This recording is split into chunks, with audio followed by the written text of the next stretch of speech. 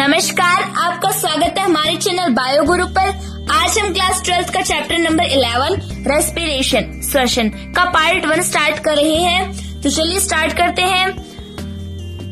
इससे पहले हम जानते हैं श्वसन। श्वसन क्या होता है?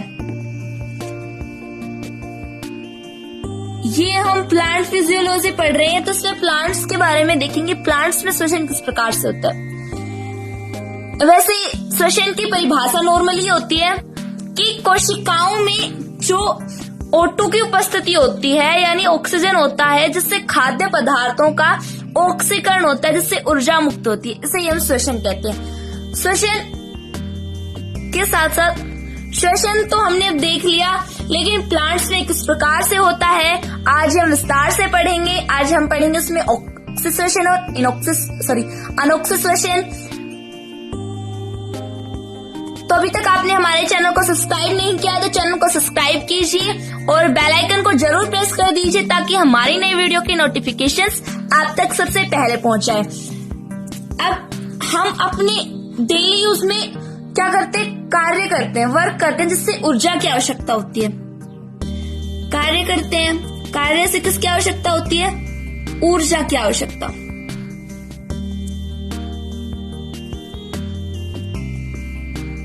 ऊर्जा की आवश्यकता होती है, जिससे ऊर्जा को हम किससे प्राप्त करते हैं? डिफरेंट मटेरियल्स होते हैं, विभिन्न पदार्थ होते हैं जिनसे हम ऊर्जा प्राप्त करते हैं। लेकिन ऊर्जा का एकमात्र स्रोत क्या है? ऊर्जा का एकमात्र स्रोत होता है सन, सूर्य। क्या है ऊर्जा का एकमात्र स्रोत? सूर्य। सूर्य की प्रकाशिक ऊर्जा, सूर्य की प्रकाशिक ऊर्जा को पादप ग्रहण कर लेते हैं और उन्हें जटिल कार्बनिक पदार्थों का निर्माण करते हैं। जटिल कार्बनिक पदार्थों का निर्माण करते हैं और ये जटिल कार्बनिक पदार्थ हैं, ये कौन ले लेते हैं? विषमपोषी जीव ग्रहण कर लेते हैं जटिल कार्बनिक पदार्थों को, और विषमपोषी जीव है इन जटिल कार्बनिक पदार्थों को ऑक्सीकरण कर देते हैं। ऑक्सीकरण क्रिया, ऑक्सीडेशन प्रोसेस के द्वारा इन्हें विघटित कर देते हैं। ऑक्सीकरण क्रिया करके इन्हें विघटित कर देंगे, विघटन कर देंगे इसका। तो आगे होगा श्वसन किसे कहते हैं? जो सूर्य की प्रकाशिक ऊर्जा होती है उसको पादप उपयोग में लेकर जटिल कार्बनिक पदार्थ का निर्माण कर देते हैं, जिन्हें विषमपोषी जीव ग्रहण कर लेते हैं। और विषमपोषी जीव है ये जटिल कार्बनिक पदार्थों का ऑक्सीकरण क्रिया द्वारा विघटन कर देते हैं, जिससे क्या होती है? एनर्जी रिलीज होती है, ऊर्जा मुक्त होती है। श्वसन क्रिया में भाग लेने वाले रेस्पिरेशन प्रोसेस होती है। इसमें भाग लेने वाले जो उच्च ऊर्जा, यानी इसमें एनर्जी होती है वो बहुत अधिक मात्रा में होती है। उच्च ऊर्जा वाले जो पदार्थ होते हैं उनको ऑक्सीकृत कर देते हैं। ऑक्सीकरण द्वारा ऑक्सीकृत करने से क्या होती है? ऊर्जा मुक्त होती है, एनर्जी रिलीज होती है। इन पदार्थों को, उच्च ऊर्जा वाले पदार्थों को क्या कहते हैं? श्वसन के क्रियाधार। श्वसन के क्रियाधार, सबस्ट्रेट ऑफ रेस्पिरेशन। जो कोशिकाओं में कौन कौन से होते हैं श्वसन के क्रियाधार? कार्बोहाइड्रेट, लिपिड यानी वसा, प्रोटीन। लेकिन इसमें जो प्रथम क्रियाधार होता है वो होता है कार्बोहाइड्रेट।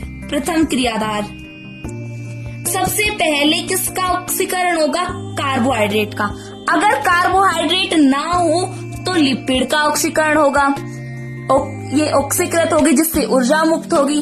और यदि लिपिड ना हो तो प्रोटीन का ऑक्सीकरण होगा। एक वैज्ञानिक हुए लेकमैन,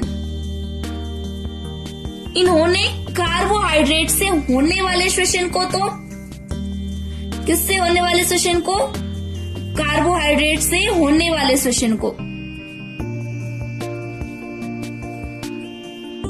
जो कार्बोहाइड्रेट से होने वाला श्वसन है उसे क्या कहा? प्लावी श्वसन।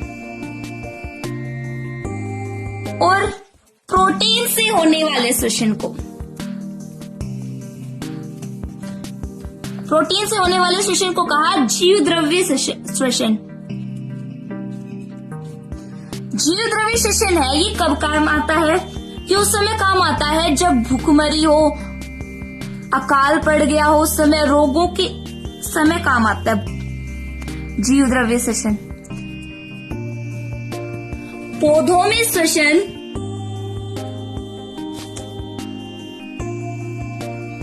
में जो भोज्य पदार्थ, भोजन होता है, वो किसका बना होता है? जटिल पदार्थ का। अब इस जटिल पदार्थ का O2 की उपस्थिति में, यानी ऑक्सीकरण हो रहा है, O2 की उपस्थिति में ऑक्सीकरण हो रहा है, जिसे हम कहेंगे ऑक्सीश्वसन।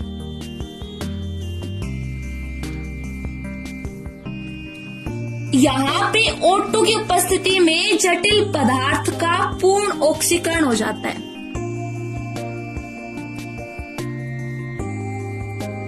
जिससे बहुत अधिक मात्रा में एनर्जी रिलीज होती है।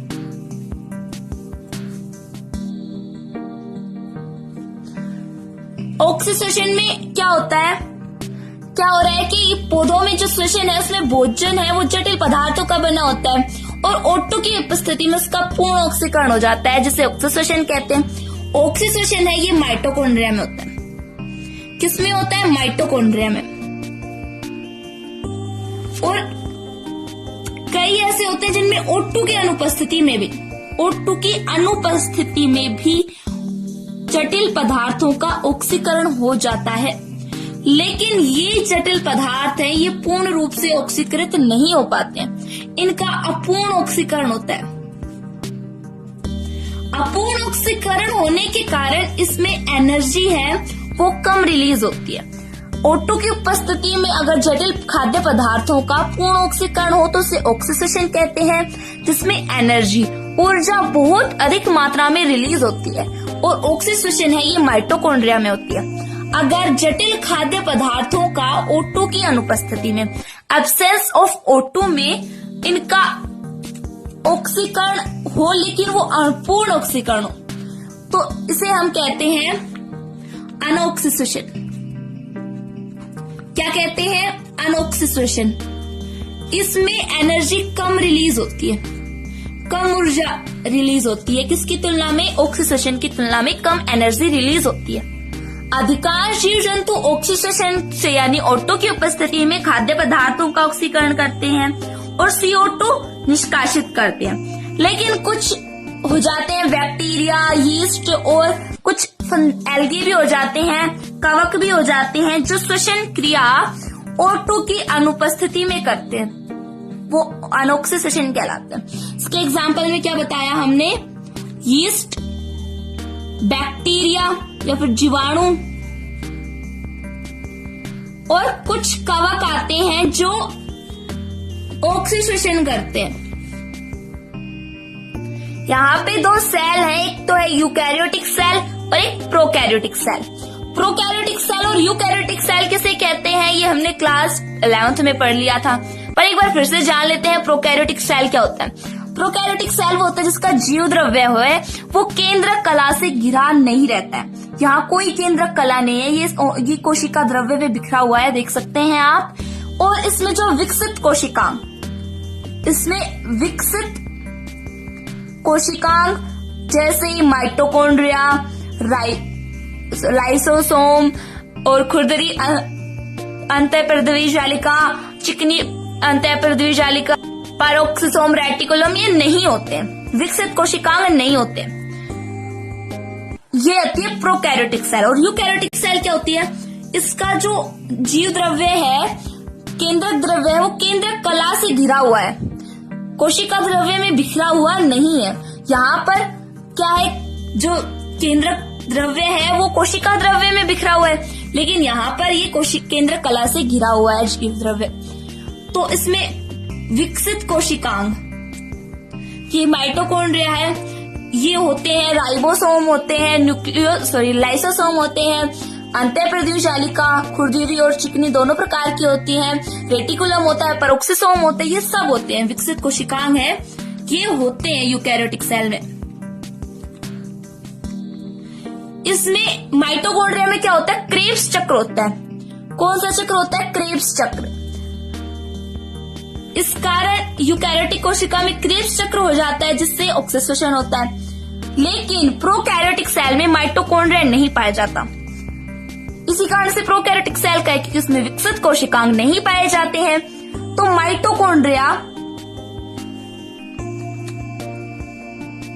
माइटोकॉन्ड्रिया नहीं पाए जाने के कारण क्रेब्स चक्र भी नहीं होता, और क्रेब्स चक्र नहीं होने के कारण इसमें कम एनर्जी रिलीज हो रही है। लेकिन यूकैरियोटिक सेल में माइटोकॉन्ड्रिया पाया जाता है, यहाँ पे देख सकते हैं माइटोकॉन्ड्रिया पाया जा रहा है, और इसमें होगा क्रेब्स चक्र। इसमें क्रेब्स चक्र हो रहा है, इसमें ऑक्सीडेशन कहते हैं, और इसमें क्रेब्स चक्र नहीं हो रहा है, पर ये प्रोकैरियोटिक सेल है, इसलिए इसे क्या कहा है, अनऑक्सीडेशन, एनारोबिक रेस्पिरेशन। अब लेकिन इनमें यहाँ पे जो ग्लूकोज है वो पायरुविक एसिड में बदल रहा है। यहाँ पे देखिए पायरुविक एसिड में बदल रहा है ग्लूकोज, तो ये किस क्रिया द्वारा बदल रहा है। यहाँ पे क्या था, माइटोकॉन्ड्रिया है, इस कारण इसमें क्रेब्स चक्र हो रहा है, लेकिन इसमें क्रेब्स चक्र नहीं हो रहा। यहाँ पे इन दोनों सेल्स में एक जो प्रोसेस है वो कॉमन है, वो है ग्लाइकोलाइसिस। जो ग्लूकोज है C6H12O6, ये ग्लाइकोलाइसिस क्रिया द्वारा पायरुविक एसिड का फॉर्मूला है CH3COCOH। कौन सी प्रोसेस में, ग्लाइकोलाइसिस। ये बहुत इंपॉर्टेंट प्रोसेस है, इसे हम आगे बहुत विस्तार से पढ़ेंगे। बहुत ज्यादा इसमें चरण आते हैं, एक के बाद एक स्टेप आता है, बहुत से एंजाइम आते हैं। तो ग्लाइकोलाइसिस रिएक्शन होती है, जिससे ये पायरुविक एसिड में बदल जाता है। ग्लाइकोलाइसिस रिएक्शन कहाँ होती है, साइटोप्लाज्म में, यानी कोशिका द्रव्य में।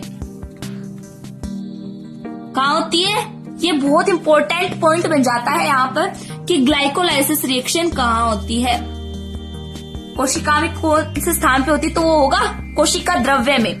ये ऑक्सीडेशन हो या अनऑक्सीडेशन, यानी यूकैरियोटिक सेल और प्रोकैरियोटिक सेल दोनों में ही ग्लाइकोलाइसिस रिएक्शन प्रोसेस होती है। जो ग्लाइकोलाइसिस है ये रेस्पिरेशन के पहले प्रोसेस है। यहाँ पे ग्लाइकोलाइसिस हो रहा है, जो ग्लाइकोलाइसिस के एंजाइम है वो जीव द्रव्य से प्राप्त होते हैं। हमें कहाँ से, जीव द्रव्य से। ये भी जीव द्रव्य इसका कि यहाँ पे केंद्रक कला से घिरा हुआ नहीं है, लेकिन इसमें केंद्रक कला है। तो एंजाइम, ग्लाइकोलाइसिस एंजाइम कहाँ से मिलते हैं, जीव द्रव्य से। यहाँ जीव द्रव्य से ग्लाइकोलाइसिस एंजाइम मिलते हैं। यहाँ पर जो ऑक्सीडेशन हो रहा है, इसमें पायरुविक ऑक्सीडेशन में जो ग्लूकोज है वो ग्लाइकोलाइसिस रिएक्शन से पायरुविक एसिड में बदल गया। पायरुविक एसिड है ये 3 कार्बन वाला यौगिक है, और ग्लूकोज है ये 6 कार्बन वाला यौगिक है, और पायरुविक एसिड 3 कार्बन वाला। ये देखिए कार्बन है 1, 2 और 3। यहाँ पे ग्लूकोज का 1 अणु है, 1 मोल है, और पायरुविक एसिड के 2 मोल बनेंगे, और वो भी 3-3 कार्बन वाले 2 मोल हो गए, तो कुल मिलाकर 6-6 कार्बन हो गए दोनों में। तो यहाँ पे जो पायरुविक एसिड बना है ये डीकार्बोक्सिलेशन कर देता है, डीकार्बोक्सीकरण कर देता है, जिससे ये एसिटिल कोएंजाइम, ये कोएंजाइम ए है, में टूट जाता है और CO2 रिलीज कर देता है। जो एसिटिल कोएंजाइम है ये 2 कार्बन वाला यौगिक है, और 1 कार्बन वाला यौगिक CO2 के रूप में बाहर निकल गया, और इससे कुछ एनर्जी भी रिलीज होती है। वो एनर्जी का क्या मान है 686 किलो कैलोरी। इसमें बहुत अधिक मात्रा में एनर्जी रिलीज हो रही है क्योंकि ये रिएक्शन किसकी उपस्थिति में हो रही है, O2 की उपस्थिति में, जिससे इसका पूर्ण ऑक्सीकरण हो रहा है। खाद्य पदार्थों का, जटिल खाद्य पदार्थों का पूर्ण ऑक्सीकरण होने के कारण इसमें अधिक ऊर्जा, हाई एनर्जी जो होती है वो रिलीज हो रही है। अब जो एसिटिल कोएंजाइम है ये माइटोकॉन्ड्रिया में चला जाता है। माइटोकॉन्ड्रिया में जाने के बाद यहाँ पर एक क्रेब्स चक्र होता है जिसमें O2 जो है वो ग्रहण की हुई है और CO2 रिलीज हो रही है, और ATP जो ATP है बहुत अधिक मात्रा में बन रही है। यहाँ पे क्रमिक रूप से डिकार्बोक्सिलेशन होता है, तो इस प्रकार से इसमें O2 का उपयोग हो रहा है। तो ये हो गया ऑक्सीडेशन, एरोबिक रेस्पिरेशन। अब आते हैं अनऑक्सीडेशन में। अनऑक्सीडेशन में भी यही हो रहा है कि जो ग्लूकोज है वो ग्लाइकोलाइसिस, यहाँ पे देखा था ग्लाइकोलाइसिस प्रोसेस से पायरुविक एसिड में बदल गया है कि 6 कार्बन वाला यौगिक और ये 3 कार्बन वाला यौगिक है। तो जो पायरुविक एसिड है ये क्या करेगा, यहाँ पे कोई डिकार्बोक्सिलेशन नहीं होगा। यहाँ पे तो पायरुविक एसिड है ये डिकार्बोक्सिलेशन कर रहा था जिससे CO2 और एसिटिल कोएंजाइम ए बन रहे थे, लेकिन यहाँ पे कोई डिकार्बोक्सिलेशन नहीं होगा। इसके बाद डिकार्बोक्सिलेशन के बजाय यहाँ पे होता है विघटन। विघटन से क्या होता है, यानी इनका टूटना, ये CO2 और एक एसिटिल एल्डिहाइड CH3CHO में टूट गया। ये 2 कार्बन वाला यौगिक और ये 1 कार्बन वाला यौगिक, तो कुल मिला के हो गए 3 कार्बन वाले यौगिक। अब इसमें जो एसिड एल्डिहाइड है ये किस में बदल जाएगा, एल्कोहल C2H5OH में, और कुछ एनर्जी रिलीज करेगा। यहाँ पे एनर्जी है वो यूकैरियोटिक सेल से जो एनर्जी रिलीज हो रही है उससे बहुत कम है। यहाँ पे 56 किलो कैलोरी है, जबकि यहाँ पे 686 किलो कैलोरी एनर्जी रिलीज हो रही है। प्रोकैरियोटिक सेल में जो अल्कोहल बन रहा है इसके बॉन्ड में एनर्जी होती है। यहाँ से ये देखिए एसिटाल्डिहाइड है, इससे अल्कोहल बना, इसके बॉन्ड में यहाँ बॉन्ड होता है इनके बीच में, वहां पे एनर्जी होती है। क्या होती है, एनर्जी रहती है, जिसके कारण यहाँ पे कम एनर्जी रिलीज होती है। तो अधिकतर एनर्जी C2H5 यानी अल्कोहल में रहती है और बाकी 56 किलो कैलोरी निकल जाती है। समझ में आ गया होगा कि किस प्रकार से हुआ। यहाँ पे ग्लाइकोलाइसिस रिएक्शन प्रोसेस हुई, फिर ग्लाइकोलाइसिस के बाद यहाँ पर हुआ डिकार्बोक्सिलेशन और यहाँ पर भी डिकार्बोक्सिलेशन हुआ, जिससे CO2 और ATP रिलीज हुए हैं। ATP है यहाँ पर 38 ATP रिलीज हो रहा है और यहाँ पे ओनली 2 ATP ही रिलीज हो रही है। यहाँ पे पहले ग्लाइकोलाइसिस रिएक्शन हुई, फिर यहाँ पे डिकार्बोक्सिलेशन नहीं होगा, यहाँ पे विघटन होगा, ये टूटेंगे और जो एसिटाल्डिहाइड बना ये अल्कोहल में बदल जाएगा।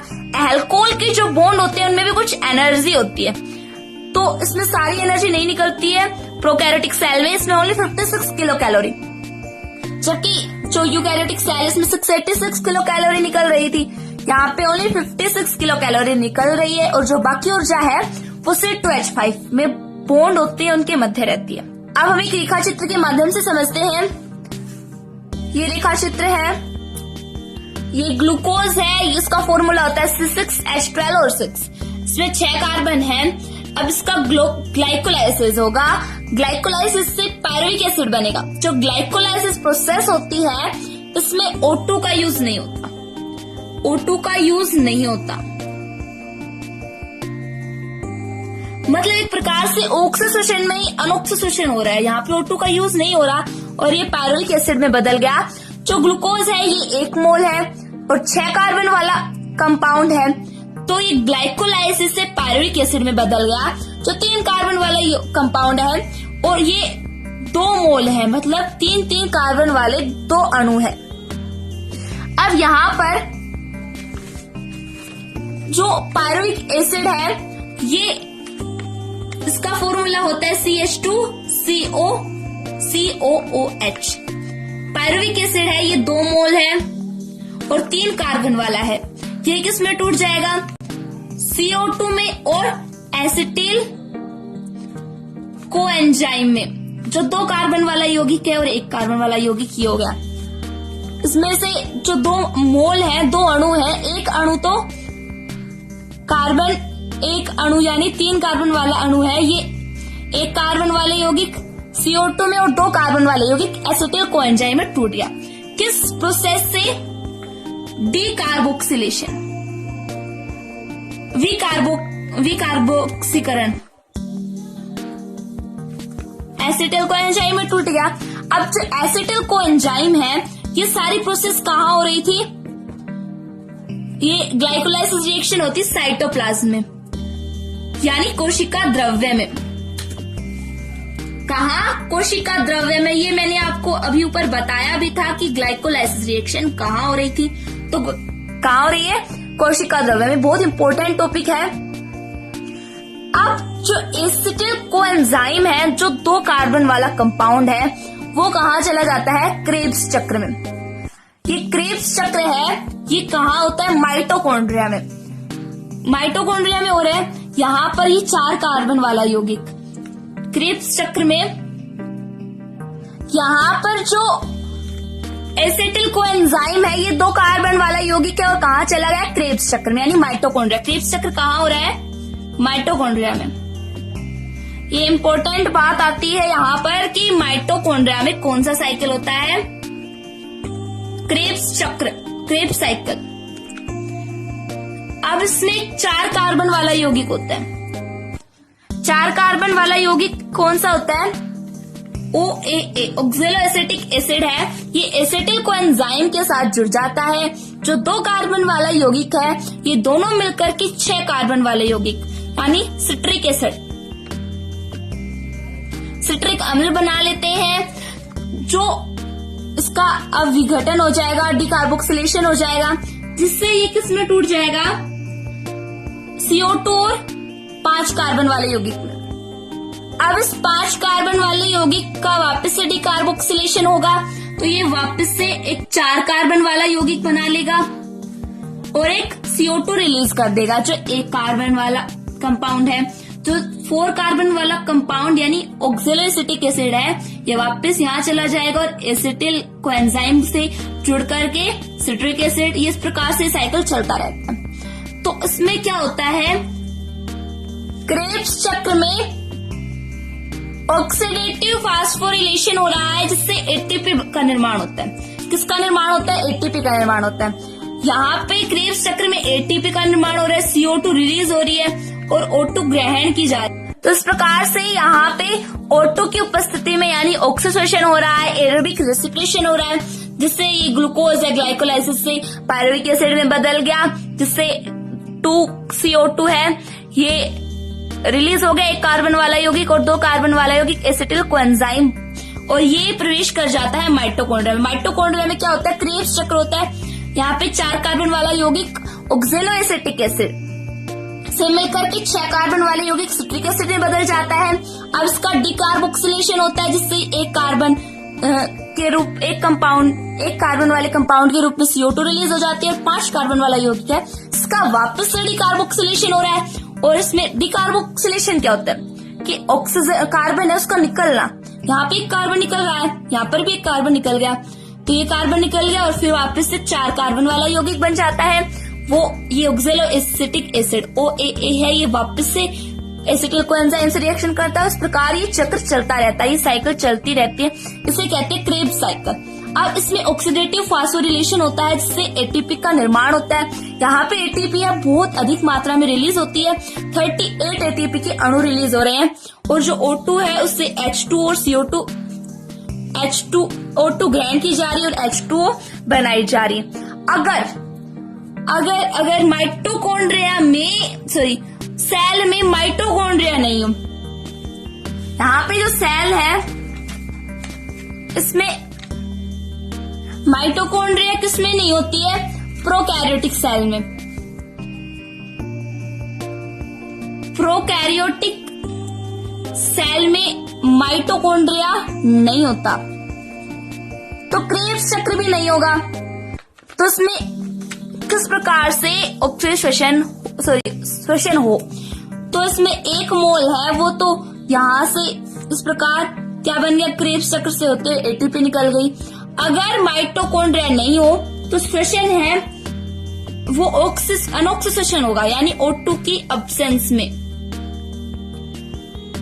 अब्सेंस ऑफ O2 की अनुपस्थिति में श्वसन होगा, जिसे हम कहेंगे अनोक्सिक श्वसन।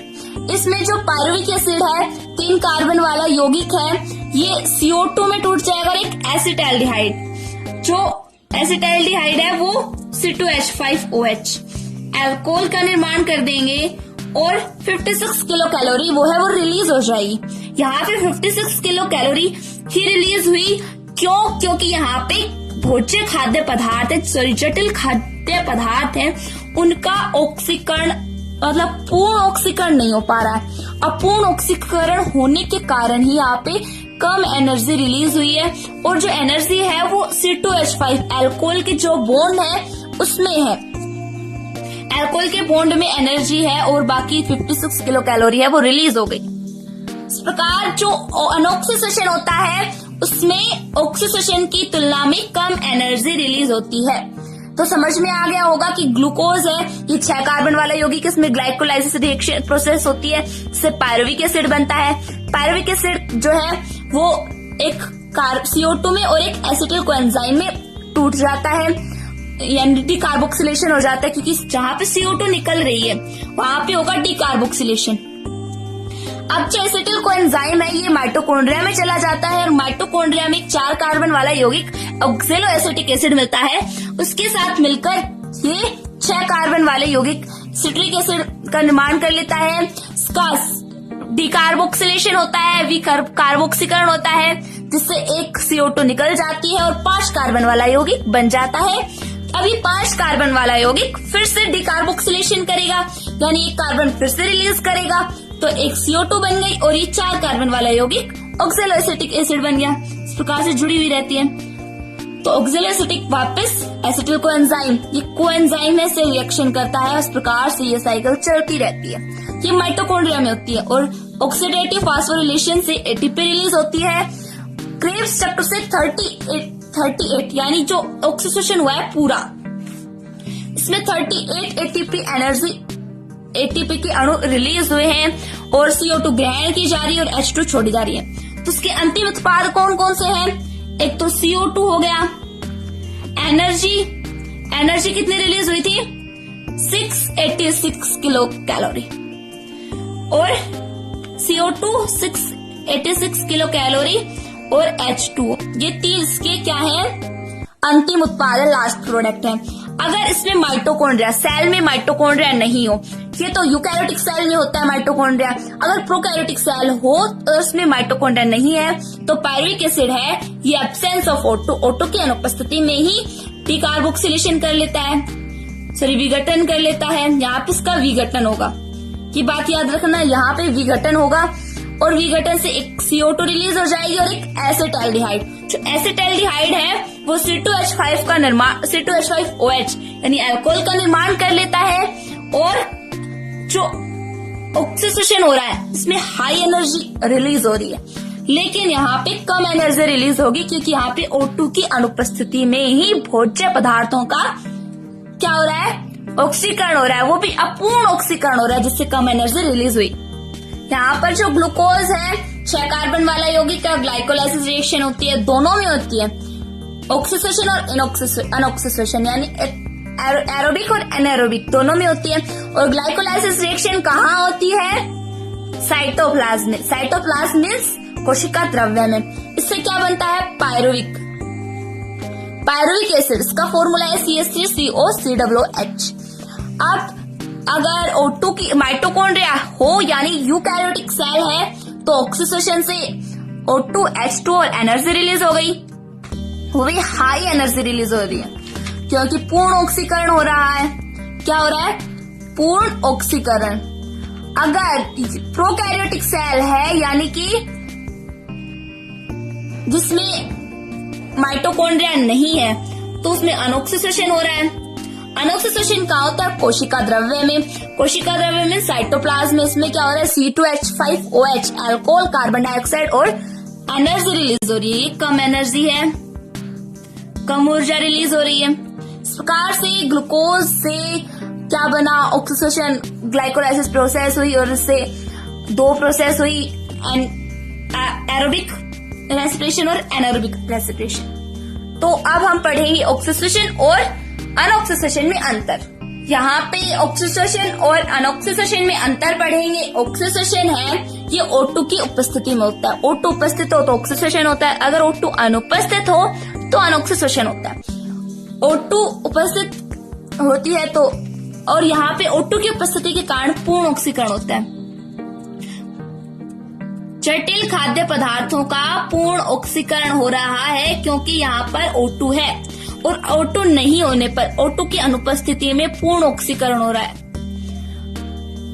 सेकंड आता है, ये ऑक्सीडेशन है, ये उच्च श्रेणी के जीवों में पाया जाता है, और ये अनऑक्सीडेशन है, ये कुछ उच्च श्रेणी के पौधों में और जीवों में पाया जाता है। मतलब एक प्रकार से इसका अपवाद हो गया है। नेक्स्ट आता है, इसमें ऊर्जा है, ऑक्सीडेशन में ऊर्जा 686 किलो कैलोरी, यानी बहुत अधिक मात्रा में एनर्जी रिलीज हो रही है। लेकिन जो अनऑक्सीडेशन है इसमें कम मात्रा में एनर्जी रिलीज हो रही है। यहाँ पे कितनी एनर्जी रिलीज हो रही है? 28 किलो कैलोरी, जो ऑक्सीडेशन की मात्रा में की तुलना में बहुत कम है। यहाँ पे इतनी ही रिलीज क्यों हो रही है? क्योंकि यहाँ पे अपूर्ण ऑक्सीकरण हो रहा है, और अपूर्ण ऑक्सीकरण क्यों हो रहा है? O2 की अनुपस्थिति में। नेक्स्ट आता है, जो ऑक्सीडेशन है ये केवल जीवित कोशिकाओं में होता है। कौन सी कोशिकाओं में होता है? जीवित कोशिकाओं में।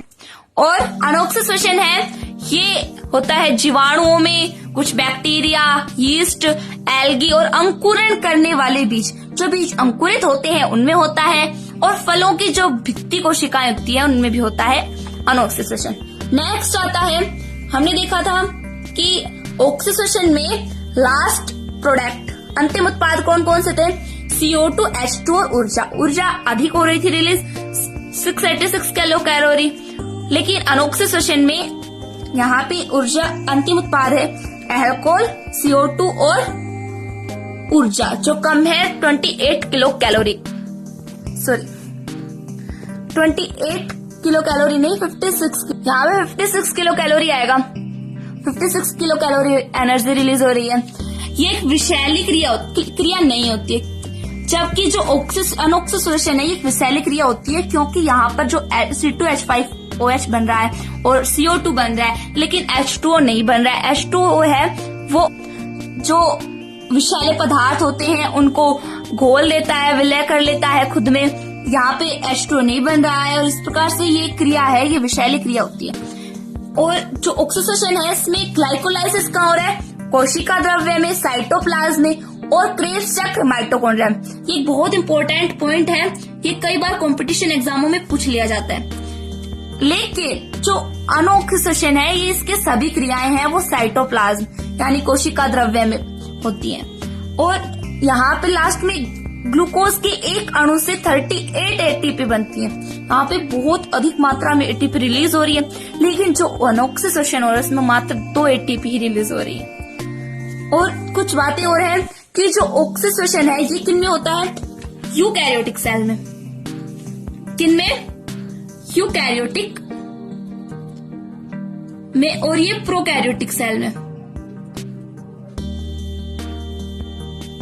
प्रोकैरियोटिक सेल में होता है। और ऑक्सीडेशन है एक स्थायी क्रिया है और अनऑक्सीडेशन एक अस्थायी क्रिया है। आशा करती हूँ कि आपको ये वीडियो समझ में आया होगा।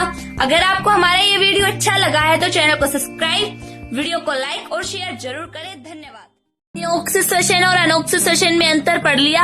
अब हम पढ़ेंगे कि श्वसन स्थल की कोशिका में श्वसन कहाँ पे होता है? श्वसन स्थल। अभी हमने थोड़ी देर पहले देखा था कि यूकैरियोटिक और प्रोकैरियोटिक कोशिकाएं थी, जिसमें से प्रोकैरियोटिक कोशिका है इसमें कोई विकसित कोशिकांग नहीं पाए जाते, जैसे माइटोकॉन्ड्रिया, लाइसोसोम, रेटिकुलम, पेरोक्सिसोम। लेकिन यूकैरियोटिक सेल में विकसित कोशिकांग जैसे माइटोकॉन्ड्रिया, लाइसोसोम, अंतःप्रद्रव्य जालिका ये पाए जाते हैं। और श्वसन यूकैरियोटिक कोशिका होती है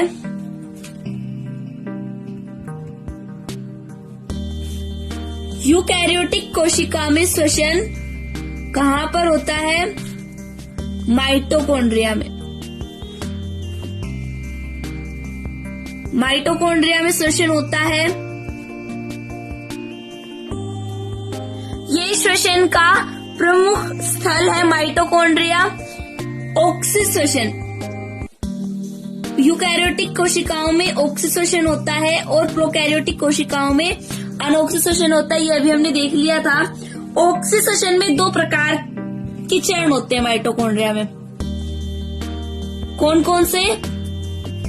माइटोकॉन्ड्रिया में 2 प्रकार के चरण होते हैं। एक होता है क्रेब्स चक्र और एक होता है ETC यानी electron transfer system, electron transfer chain, electron परिवहन श्रृंखला या तंत्र। ये 2 प्रकार के चरण होते हैं। अब हम माइटोकॉन्ड्रिया की संरचना को विस्तार से पढ़ेंगे। Mitochondria,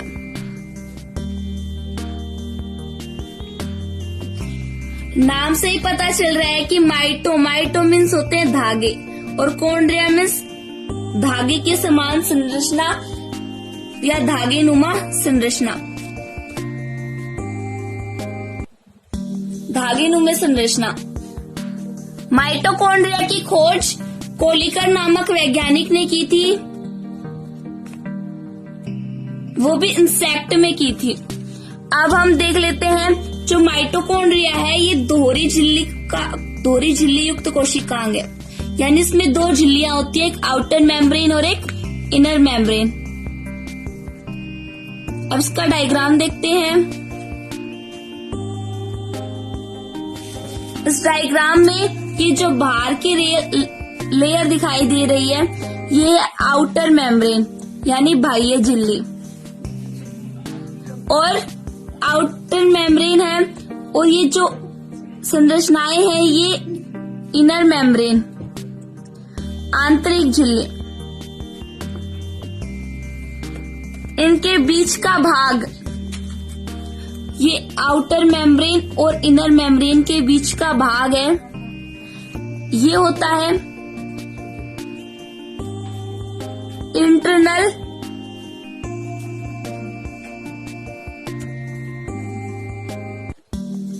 membrane space. यहाँ पे जो आउटर मेम्ब्रेन और इनर मेम्ब्रेन है ये लाइपोप्रोटीन की बनी होती है। कौन से प्रोटीन की बनी होती है? लाइपोप्रोटीन की। अंतः झिल्ली यानी इनर मेम्ब्रेन पर जो ये उभार है इनको क्या कहेंगे? क्रिस्टी। और इन क्रिस्टी में ये छोटे छोटे ब्लू कलर के जो दिखाई दे रहे, सॉरी ब्लैक कलर के दिखाई दे रहे हैं, ये कण छोटे छोटे ये होते हैं F1 कण या ऑक्सीसोम या प्रारंभिक कण।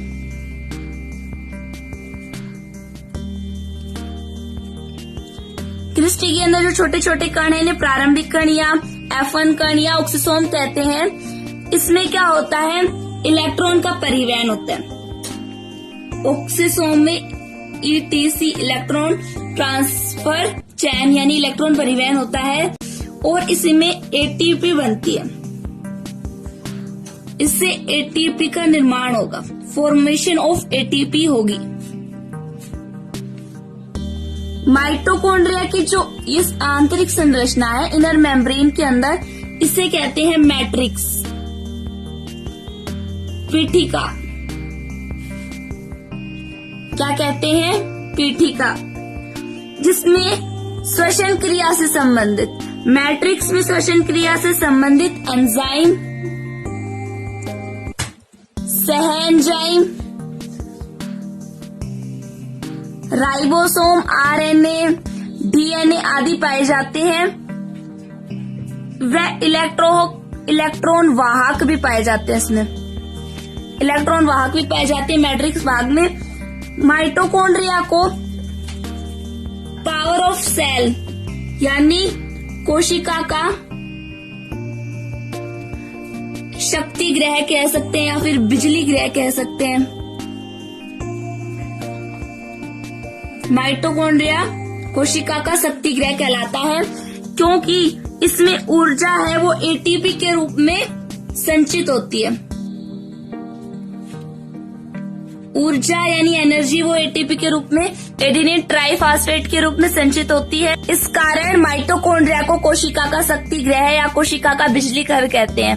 अभी हमने ऑक्सीडेशन देखा था, यहाँ पर जो ग्लूकोज है ये ग्लाइकोलाइसिस क्रिया से पायरुविक एसिड में बदल गया और पायरुविक एसिड है वो एसिटिल कोएंजाइम से क्रेब्स चक्र, माइटोकॉन्ड्रिया में जो क्रेब्स चक्र हो रहा है उसमें चला जाता है। इसको हम कहते हैं ग्लाइकोलाइसिस को ईएमपी भी कहते हैं, ईएमपी पाथवे या ईएमपी पथ भी कहते हैं। क्यों कहते हैं हम आगे पढ़ेंगे। क्रेब्स चक्र में प्रवेश कर जाता है और माइटोकॉन्ड्रिया में क्रेब्स चक्र से CO2, H2O और एनर्जी रिलीज होती है। ऑक्सीडेशन है, यहाँ पे जो ऑक्सीडेशन हो रहा है,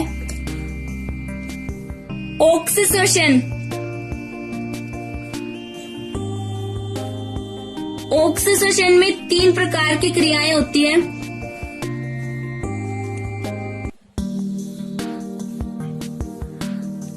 ऑक्सीडेशन में समस्त क्रियाओं को 3 भागों में बांटा गया है। एक है ग्लाइकोलाइसिस,